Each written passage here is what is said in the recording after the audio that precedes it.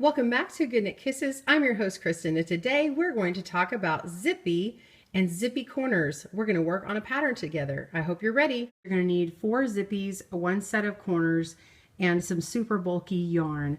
Get your Zippy and your yarn and let's get started.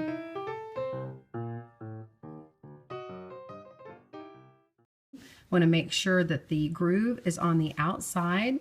Go ahead and connect your corners by sliding them in.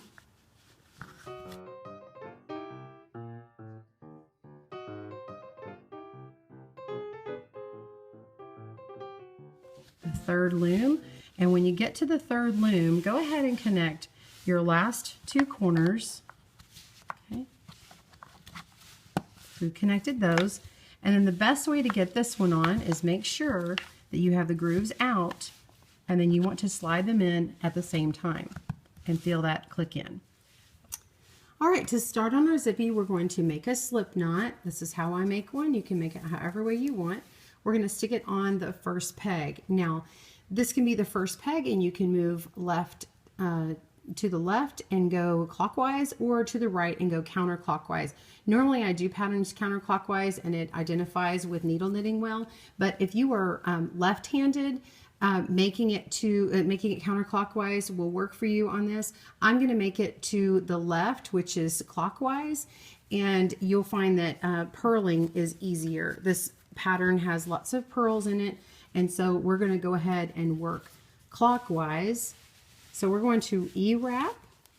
We're going to do a flat knit cast on. It's a round of E-wrap, and it counts as an E-wrap cast on. And then we're just going to flat knit the first row.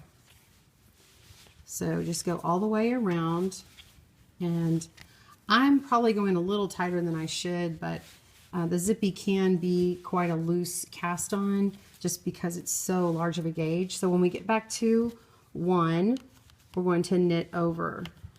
Okay, now move around. Now that it's locked in position, we're going to knit over, just laying the working yarn on top as a flat knit stitch. If you put the yarn behind, it's a unit, and it'll give you a little bit extra slack. You can also tug on the yarn to make it a little looser. Now the new Zippies, they have skinnied up the face a little bit, so it is, they've kind of not made the face less protruding. It's not sticking out as much, and it won't catch on the yarn. I do have one of these looms as my old one, but all the rest of them are revised. You'll see that the yarn is not catching. Okay. You can do the same pattern for a cowl. So that means that you can use this pattern again and then use 6 of the Zippy looms and make it bigger to go around your neck. But do you see how I'm holding it with this left hand? So I'm showing on a video on my screen going in the opposite direction, and so you can continue in the opposite direction if you are left-handed, and it makes it easier on how you hold the yarn. Okay, so you will know it's peg 1 because your working yarn will be here. Sorry, my camera. You'll know that your working yarn is here and you are at peg 1, or you can mark your loom. Now we're going to start with the main pattern. We are going to knit 2, purl 2 for row 1 and row 2 for our first 2 rounds, or round 1 and 2. So we've gone knit 2, and now we're going to do purl 2. Okay, so it's like the start of a 2x2 ribbing,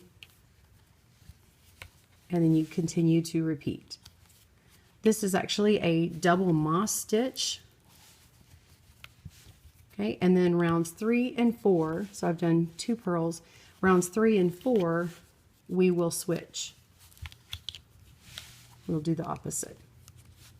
So continue, knit 2, purl 2, and I'll meet you after you have completed 2 rounds of that.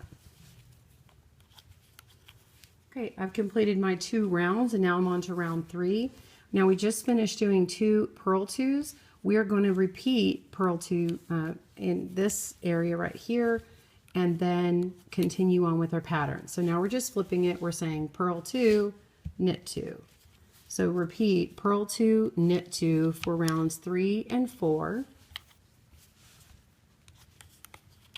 make 2 rounds of those and meet me back up after you have finished 4 rows of knitting. So we're only knitting 2 rows right now. Purl 2, knit 2, and I'll meet you back up. Okay, so there you have it. You've done 4 rounds. That is the whole pattern. So you're going to continue with round 1, which is knit 2, purl 2. So you do that twice, and then you do the opposite, purl 2, knit 2, and do that twice, and keep repeating yourself. If you get lost or you think that you've done the wrong thing, you can look at the back of your work. If it's hugging the back of the stitch super tight like this, like a scarf, that is a knit stitch in the back that you just did. Well, that's what it looks like from the back.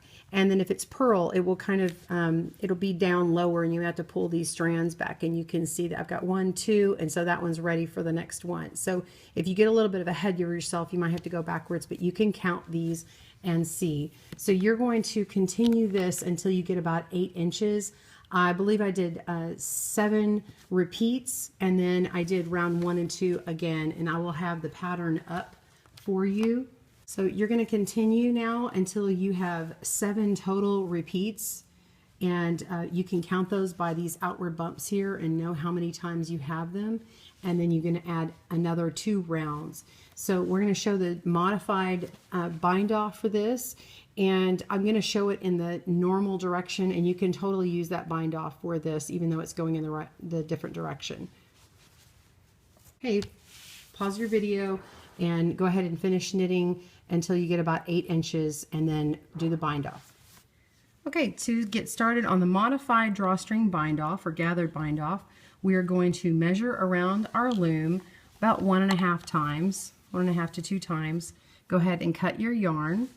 Okay, so now I'm on peg 1. All of my odd pegs I'm going to pull the yarn through as if to purl. So I'm going to make it like a purl stitch, except I'm going to go ahead and pull it all the way through. Go ahead and take your loop off.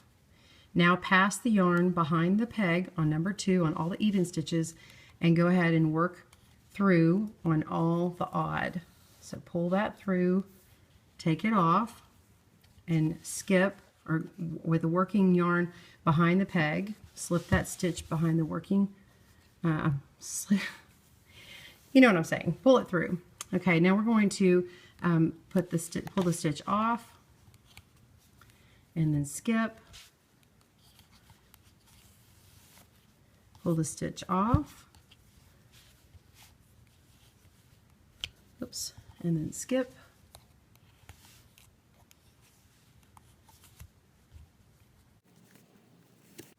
okay. Just keep working all the way around.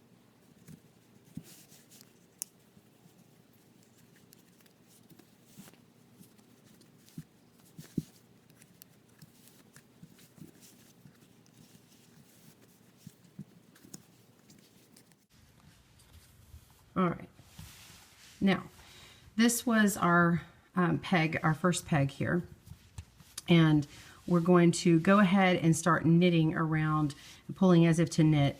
This is my last peg here, so I'm just going to start on the first peg that I see, and I'm going to take the yarn downwards as if to do a traditional knit stitch, except I'm going to pull it through this way and pull it off of the loom.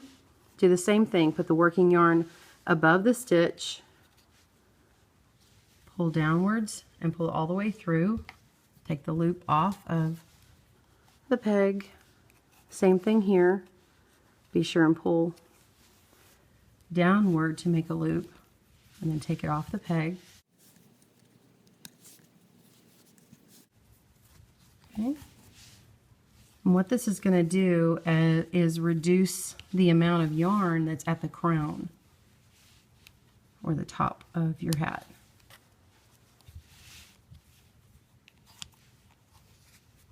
And you won't get any extra big ladders in the back or the inside of your hat. Okay, this is the last one. Okay, pull this off. All right. So we've pulled this off, and I suggest just kind of putting your hand through and pull the extra slack out. Okay. Okay, now I've got kind of a nice little opening here. I'm going to go ahead and tuck my yarn in and pull it inside out. Okay. And now I'm going to pull this tight. All right. So I pulled that tight, and now I can tie a knot and cut it. I can use my tapestry needle and thread it through. This big bulky hat, it really is okay either one.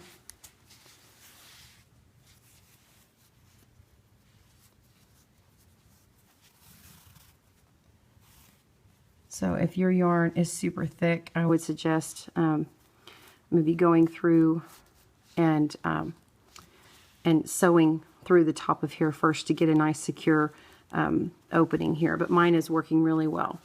So I'm going to take this strand and cut it. And now we're going to go ahead and use our crochet hook or your fingers and go ahead and work in. I'm going to connect these two edges. See, on a hat, you've got the beginning and the end.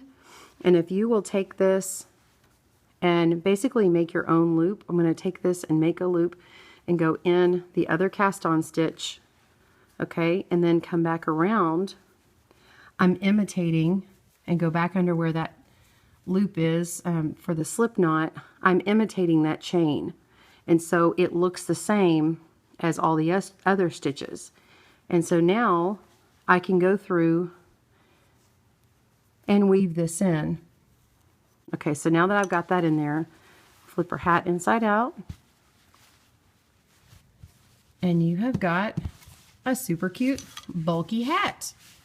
Got two hats here. One is using the entire double moss stitch and it goes all the way to the edge of the brim. Another is using a knit one, purl one, but you probably want to try knit two, purl two. I think this is a little loose this way. And this is six rows long, and it can be folded up, but I would do 2 rows long. This one is a little bit shorter. It's more like a 7-inch and would fit a child. This one is about 8 inches and fits me. I'm an adult and I have a large woman's head, so if you've got a very small one, you might want to go with 7 inches. And I've also made a little granny round just using 4 rows of the pattern and the modified drawstring bind off. So I hope that you have had fun with your zippy and your zippy corners. Thank you again for joining me at GoodKnit Kisses. Have a great day and happy knitting. Bye-bye.